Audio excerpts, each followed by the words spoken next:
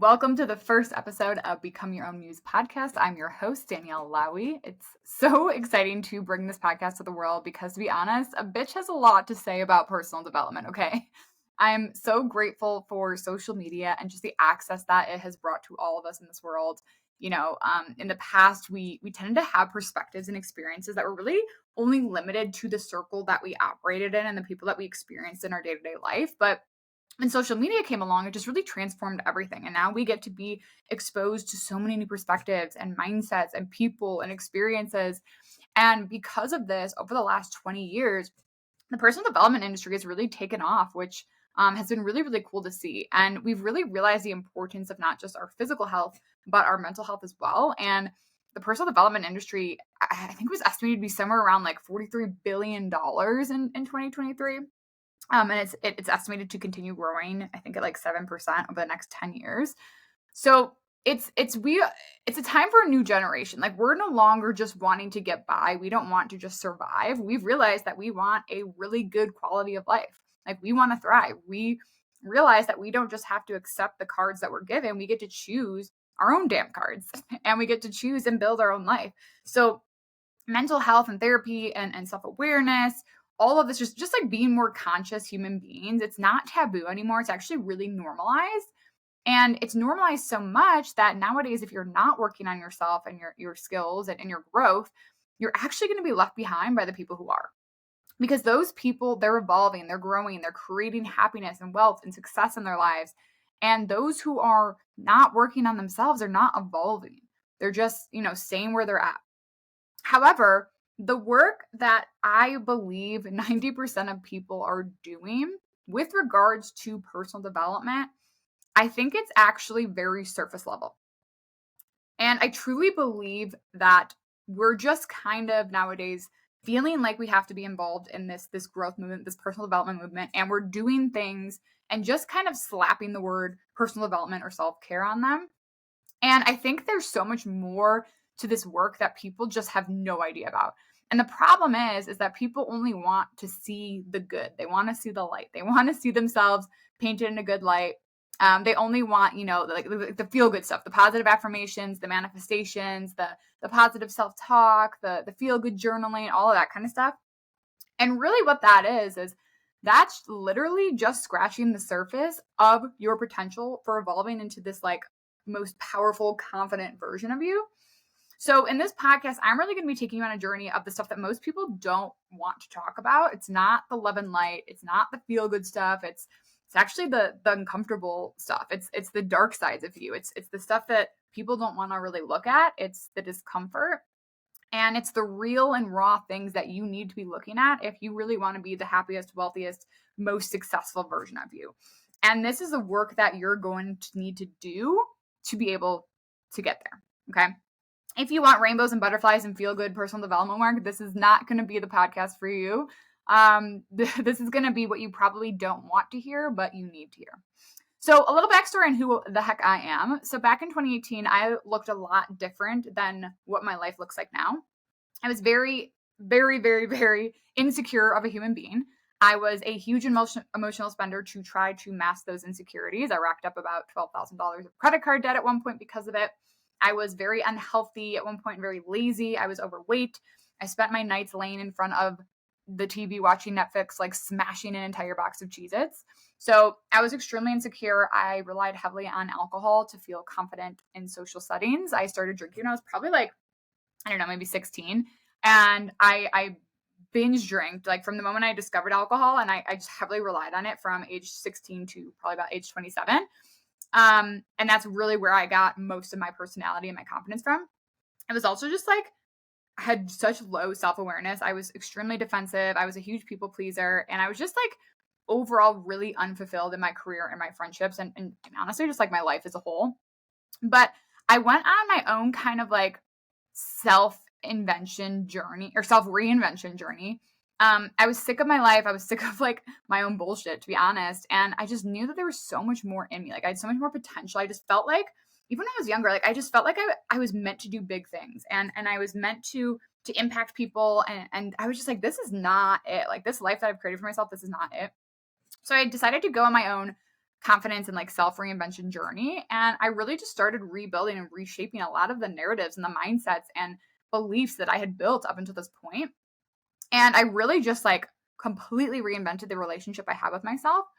And if you fast forward to today, I'm extremely financially literate. I had paid off my $12,000 of credit card debt. I had built up a 6-figure net worth. I manage all my own investments. I'm extremely disciplined. I lost 30 pounds. I don't really drink anymore. And I'm still like the life of the party. I still love going out and doing all the things I used to do. And I'm still like so confident, so energetic. And people are always like shocked, like, oh, you don't really drink? I'm like, no, I don't. I started a business. I'm so just like authentically confident and convicted and powerful. And I've really just built the most insane levels of depth and trust and respect for myself. And I've truly built this like epic life. And it's something that's hard to explain until you actually feel it. And I truly believe that every person has access to the relationship that I've built with myself. And when you can tap into this, opportunities just start like appearing for you. Like you just see the world in a completely different way. Your relationships get better. And not only that, it's like you improve yourself and you get into this of like, I want to work on myself and I want to grow myself. But this ripple effect happens and this chain reaction happens that when you're working on yourself and you're becoming the best version of yourself, what you start to notice, and I didn't really realize this until I was actually going through this journey, is that people in my life started to mirror my behavior. And those closest to me, like really started raising their frequency when I started raising my frequency. So it was really cool to witness. And so it just creates this ripple effect where everyone around you just starts having better standards. They communicate better. They start being more honest. You really just like co-create this really cool environment with the people around you that you actually get to exist in. And you create this reality you want to live in versus always feeling like you're the victim or saying like, I don't have this, or I don't have control over this, or, I don't have these connections in my life or friendships that I want, or the depth in my friendships that I want more money. I want more of this. Like you actually get to be in control of your life. And I realized this. And ever since then, I've been doing a lot of really deep personal development work. And I think that a reason a lot of people don't have the confidence or are in the place they want to be with their career or their relationships or their bank accounts or with their business is because a lot of us, we only focus on the love and light type of personal development. We only focus on the good where we are seen in a very good life, right? Because our ego doesn't like, for us, it's trying to preserve our concept of self. It doesn't want us to look bad. It doesn't want us to look like a liar, like an exaggerator, like a manipulator, like whatever, insert your word. And so we avoid looking at the negatives, the areas that we're not achieving the things that we want to achieve and why that's not happening. And we don't want to do that uncomfortable work.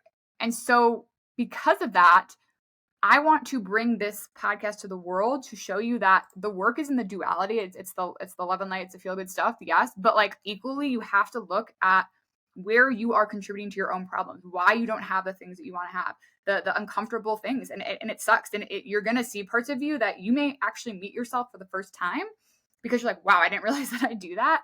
And that's kind of what I coach women on, is I really help, I help women reach their peak levels of confidence through financial literacy, shadow work, and just getting like really comfortable being uncomfortable. And that's been extremely effective for me. And it's helped me just honestly completely 180 my life and accomplish things that I never even imagined I could accomplish. The other day I was giving a talk on a panel to a group of 50 entrepreneurs, and I was speaking about confidence and my journey. And I was sitting there and I was like, I couldn't have even fathomed being in this seat, being on this panel, speaking to all these entrepreneurs like a few years ago. I don't even know how this could be possible for me, but here I am, right?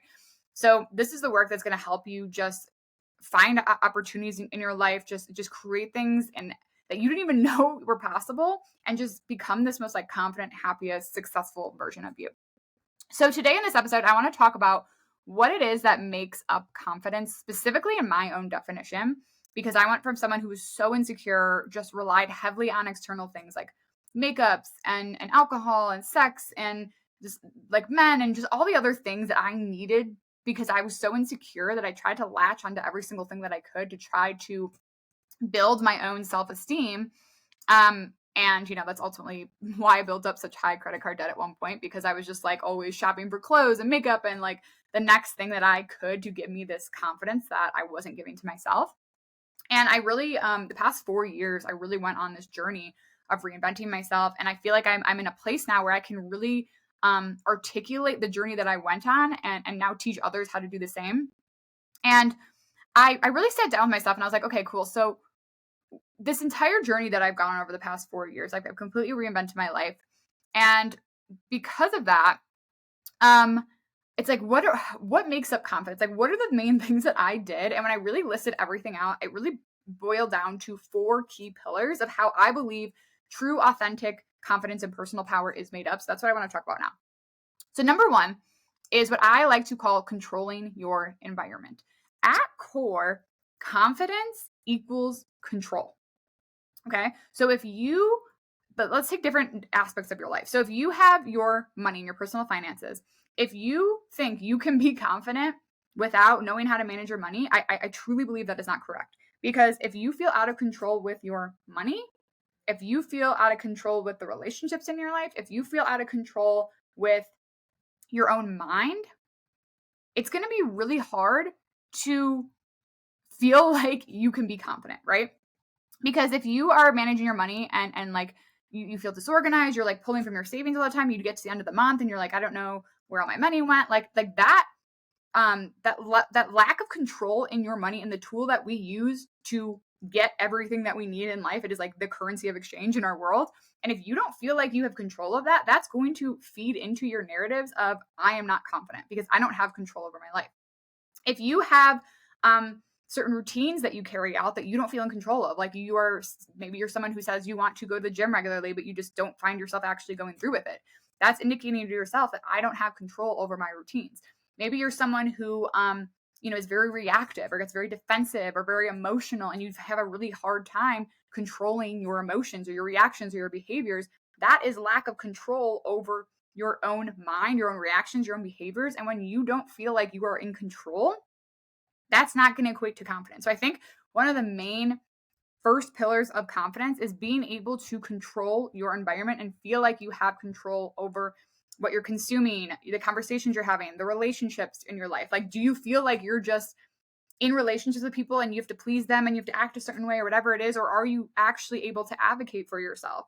Are you actually able to be honest in relationship with your significant other of, hey, this actually really upset me? Or are you holding that onto yourself, right? So it's having that sense of control in your relationships. It's having that sense of control in your emotions and your reactions. When you can gain control over that and really master controlling your environment, that's going to really boost your levels of self-confidence. The second pillar of self-confidence is what I call getting sold on yourself. So this is all around self-discipline.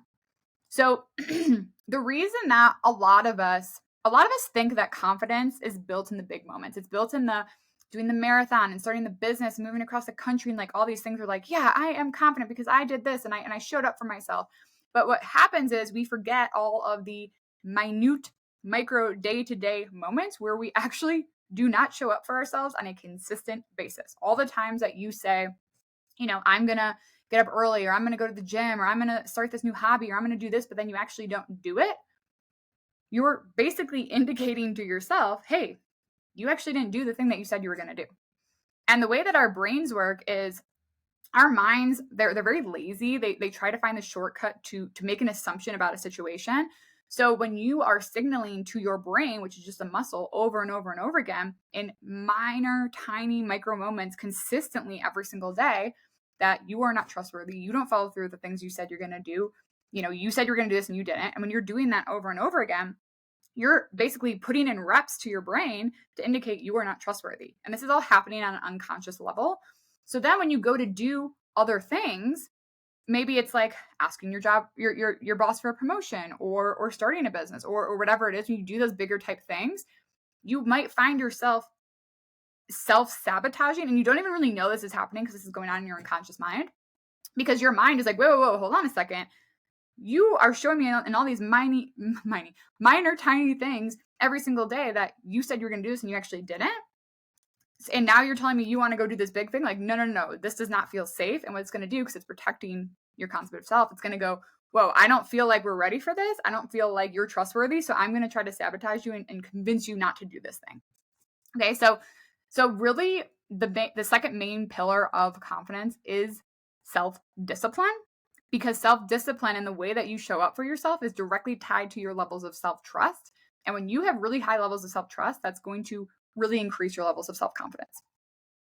Number 3, the third pillar, is what I like to call building a relationship with yourself. So this is all around self-awareness. And this really it kind of goes back into controlling your environment, but it is getting to know yourself on a really deep level. I think I truthfully believe that most people do not have a relationship with themselves. They think they do. I know up until like the past 4 years, I did not have a relationship with myself. I was really just existing in the body that I had. And it was almost like I was just on autopilot and I was a passenger in my own life where I would react, behave, think certain things. And I would just accept that as reality of like, this is just what's happening. But I never questioned it. I never was like, why am I thinking this? Why do I behave the way I do? Why am I defensive? Right. And the more that you can start to understand and like build that relationship and start observing yourself and having that self-awareness, the more you can start to uncover things about yourself. And when you do that, you can learn that you actually can change and control the way you react, behave, think, act, all of those things. You actually have a lot more control over than people think. And you can actually completely reshape your personality and key traits. And I talk about this more over on my Instagram. But you can change parts of yourself that you didn't even think was possible, right? Like I was someone who was like 4 years ago, if you told me that I was going to be someone who was disciplined, I would have been like, you're fucking lying, because there's no way. I was so lazy. Like I was the most lazy person I know, but I was able to rebuild parts of myself to create patterns that built evidence that I am actually someone who is disciplined now. And now that's just part of my personality. So I've learned firsthand that you can straight up change parts of your personality by building these levels of self-awareness. So the third key pillar of confidence is building that relationship with yourself. It's self-awareness, because the more that you can understand yourself and the way that you react, behave, think, the way that you do, the more control you have over yourself, which then leads to increased levels of self-confidence. The fourth pillar is what I like to call become a league of your own. And this is all around self-expression.